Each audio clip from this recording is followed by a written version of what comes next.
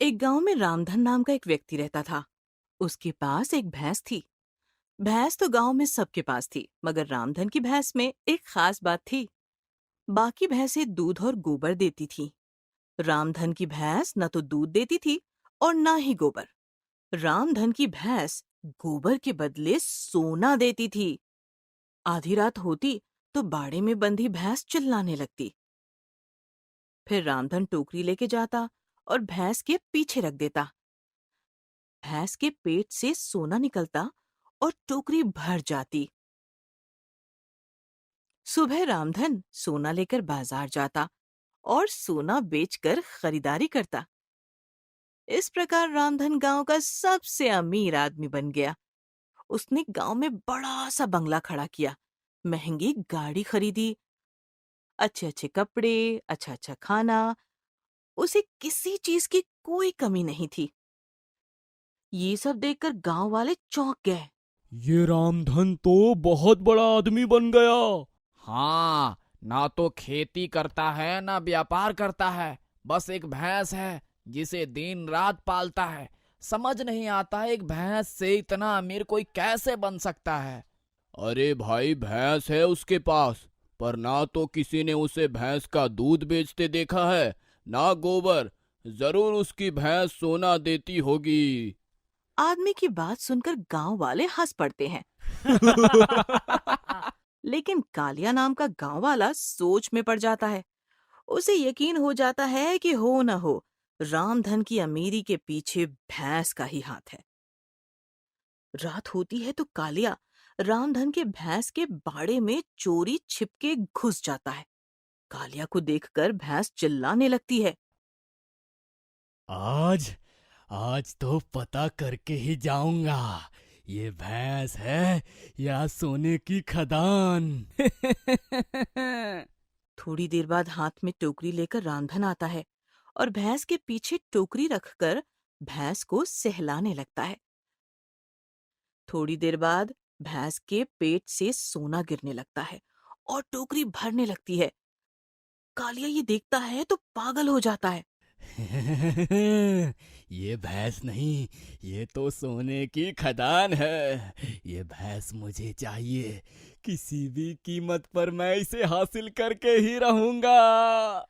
कालिया छिपकर एक लठ उठाता है और पीछे से रामधन के सिर पर जोरदार वार करता है। रामधन गिर पड़ता है और तड़प तड़प कर मर जाता है। भैंस चिल्लाने लगती है।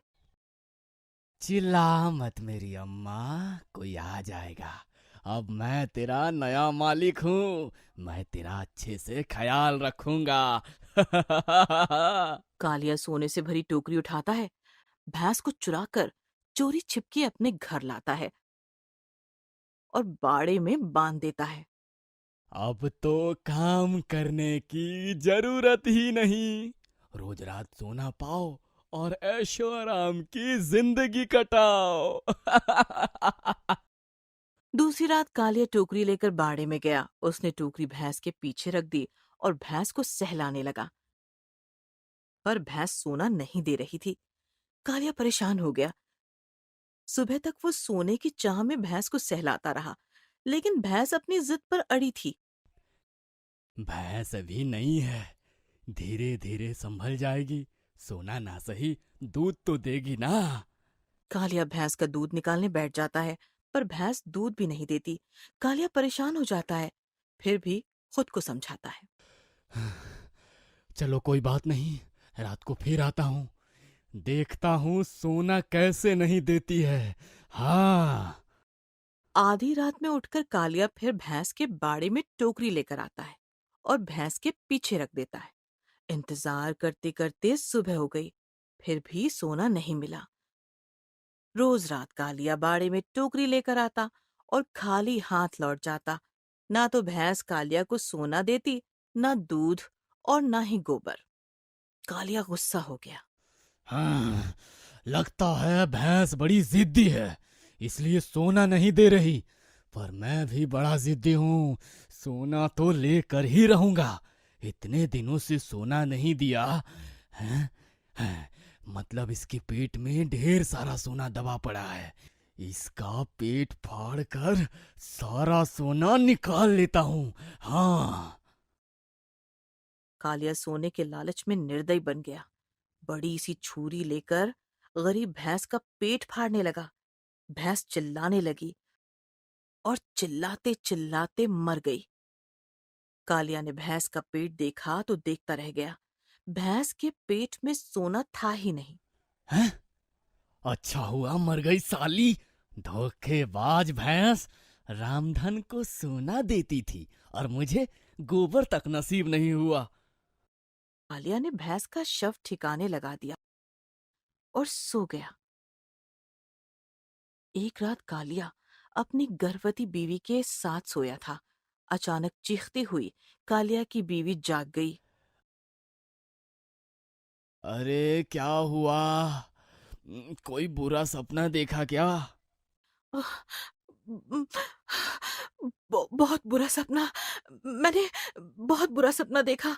सपने में देखा एक मरा हुआ आदमी भूत बनकर काली काली भैंस के पीठ पर बैठकर आया है और भैंस मेरे पेट पर पाँव रख के चली गई। जल्दी हमारे घर बच्चा आने वाला है। ये सपना कोई अशुभ संकेत तो नहीं? ये सुनकर कालिया कांप गया। दूसरे दिन ये बात उसने पंडित जी को बताई तो पंडित बोला,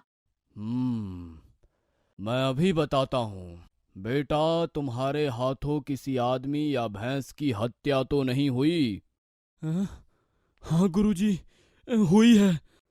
इसका मतलब वो सपना अशुभ संकेत ही है।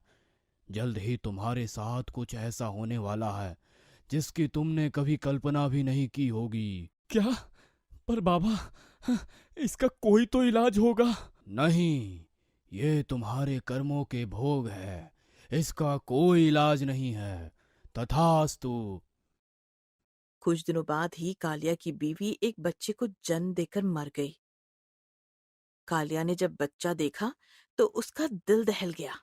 वो इंसानी बच्चा नहीं था, भैंस का मरा हुआ, पेट फटा हुआ, काला कलूटा बच्चा था। एक रात कालिया घर में सोया था कि अचानक घर के बाहर उसे किसी के रोने की आवाज सुनाई दी। कालिया बाहर आया तो नजारा देखकर हिल गया। रामधन अपनी भैंस के पीठ पर बैठकर उसकी तरफ आ रहा था। भैंस रो रही थी और रामधन हंस रहा था।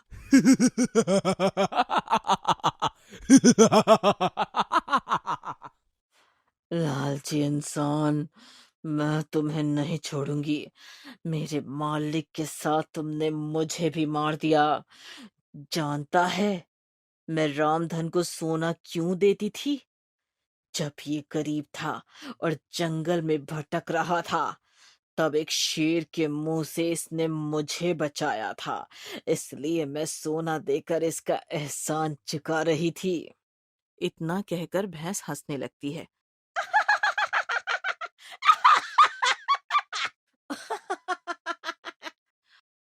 और रामधन रोने लगता है।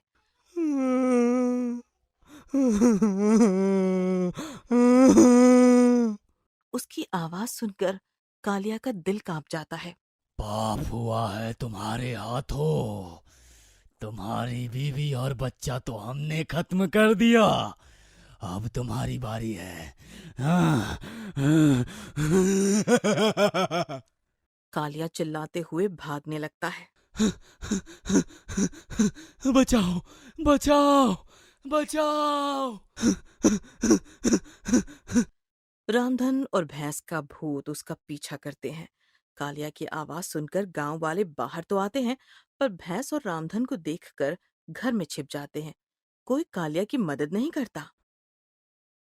अरे भाई बचाओ, मेरी जान बचाओ। भैंस तेजी से आती है, कालिया को धक्का मारती है। कालिया दूर जाके गिर जाता है। भैंस और रामधन हंसने लगते हैं। भैंस अपने पैरों से कालिया को मारने लगती है।